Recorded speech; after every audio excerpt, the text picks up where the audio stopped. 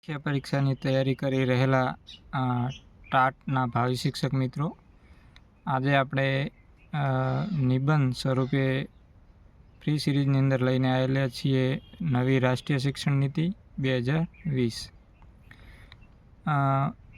ઘણા બધા વિડીયો તમને અત્યારે યુટ્યુબની અંદર નવી રાષ્ટ્રીય શિક્ષણ નીતિ વિશે જોવા મળે છે, પણ આપણે અહીંયા કંઈક અલગ અને તમામ બાબતોને આવરી લેતો આ નિબંધ અહીંયા મૂક્યો છે, જે તમને આવનારી પરીક્ષામાં ખૂબ ફાયદો અપાવશે એવી અપેક્ષા સાથે આપણે નિબંધની શરૂઆત કરીશું. નવી રાષ્ટ્રીય શિક્ષણ નીતિ એ 34 વર્ષ પછી આવેલી નીતિ છે. નવી રાષ્ટ્રીય શિક્ષણ નીતિ 1986 પછી હવે 2020માં અમલમાં આવેલી છે, જેની શરૂઆત 2016માં એસ સુબ્રમણ્યમ દ્વારા કરવામાં આવી હતી. તેના અધ્યક્ષ સ્થાને કે કસ્તુરંગન હતા. આ નીતિનું પ્રથમ અગાઉની નીતિનું જે માળખું 10+2ના બદલે હવે નવું માળખું 5+3+3+4 આધારિત 4 વિભાગમાં વહેંચવામાં આવ્યું છે, જેને 29 જુલાઈ 2020ના દિવસે મંજૂરી આપવામાં આવી હતી, જે 22 ભાષામાં રજૂ થઈ હતી. કોઈપણ દેશ પોતાના વિકાસ માટે શિક્ષણ વ્યવસ્થાની ગુણવત્તા પર આધારિત હોય છે. આજના આધુનિક યુગમાં પુસ્તકીય જ્ઞાનને બદલે સર્જનાત્મક, કૌશલ્ય આધારિત શિક્ષણ, વ્યવસાય આધારિત અપાતું જીવનલક્ષી શિક્ષણ, આ તમામ બાબતોને સમાવેશ કરતી ભારત સરકારે શિક્ષણને વધુ ગુણવત્તાયુક્ત અને વ્યવહારુ બનાવવા આ નીતિ 2020 અમલમાં મૂકી છે, જેનો મુખ્ય હેતુ વિદ્યાર્થીઓના સર્વાંગી વિકાસ સાથે વિશ્વના અન્ય દેશો સાથે ટકી રહેવા માટે જરૂરી છે. રાષ્ટ્રીય શિક્ષણ નીતિના મુખ્ય આધાર સ્તંભોની વાત કરીએ તો પ્રથમ જે આધાર છે એ છે શિક્ષણની પહોંચ. આજના યુગમાં કોઈપણ સ્થળે શિક્ષણની વ્યવસ્થા માટે ઊભી કરી છેવાડાના ગામડાના વિસ્તારનો વિદ્યાર્થી પણ શિક્ષણથી વંચિત ન રહી જાય અને એ મુજબનું શિક્ષણ વ્યવસ્થા ઊભી કરવામાં આવશે. શાળા માટે જરૂરી વ્યવસ્થાનો અભાવ દૂર કરવા ટેકનોલોજીના માધ્યમથી દૂરવર્તી શિક્ષણ આપવામાં આવશે. બીજો મુખ્ય આધાર છે શિક્ષણની સમાનતા. દરેક બાળકને શિક્ષણ મેળવવાનો સમાન અધિકાર છે, જેમાં ધર્મ, જાતિ, લિંગથી પર રહી એવું સમાન ગુણવત્તાયુક્ત શિક્ષણ મેળવવું એ દરેક બાળકનો અધિકાર છે. અને 6 થી 14 વર્ષના બાળકો માટે ગાંધીજીના સિદ્ધાંતો મુજબ મફત અને ફરજિયાત શિક્ષણ અંગેની સમાન જોગવાઈ પણ કરવામાં આવી છે.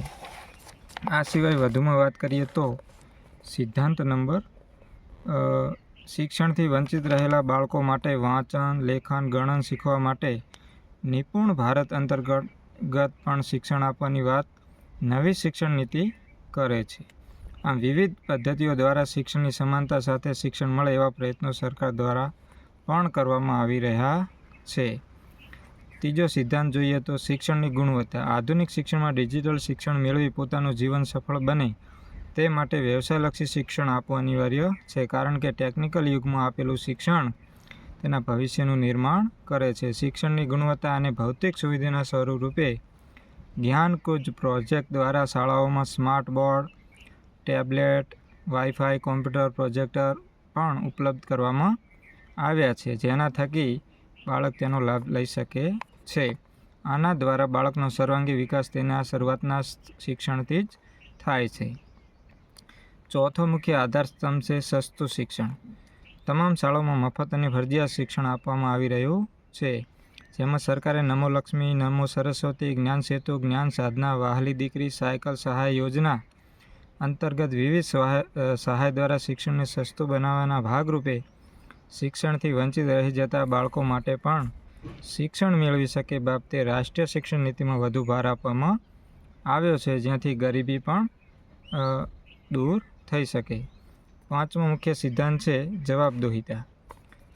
બંધારણની જોગવાઈ મુજબ 42મા બંધારણીય સુધારા રૂપે 1976માં શિક્ષણને રાજ્ય યાદીમાંથી સંયુક્ત યાદીમાં લેવામાં આવ્યો છે, જેમાં કેન્દ્ર સરકાર પોતાની 40% ભાગીદારી કરી રાજ્યને પોતાની જવાબદારી સાથે સાંકળી શિક્ષણ વ્યવસ્થા મજબૂત કરવા અંગે રાષ્ટ્રીય શિક્ષણ નીતિમાં ભલામણ કરવામાં આવી છે.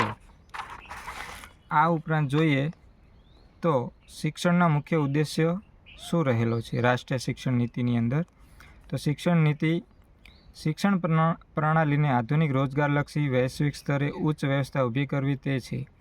ભારતીય સંસ્કૃતિ સાથે જોડીને વિદ્યાર્થીનો સર્વાંગી વિકાસ સુનિશ્ચિત કરે તે મુજબ શિક્ષણ આપવું એ મુખ્ય ઉદ્દેશ્ય છે. બીજું કે જૂની પદ્ધતિ 10+2ના માળખાની જગ્યાએ નવું માળખું 5+3+3+4 અપનાવાયું છે, જેમાં 3 વર્ષની આંગણવાડીથી માંડીને બાળ મંદિર હોય, પૂર્વ પ્રાથમિક શિક્ષણથી ઉચ્ચ શિક્ષણનો સમાવેશ આ નીતિમાં કરવામાં આવ્યો છે.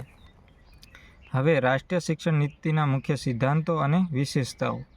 વિકાસલક્ષી શિક્ષણ. બાળકના મગજનો 85% વિકાસ 6 વર્ષની ઉંમર સુધીમાં થઈ જાય છે, જેને ધ્યાનમાં રાખીને પ્રારંભિક શિક્ષણ પર વિશેષ ભાર મૂકવામાં આવ્યો છે.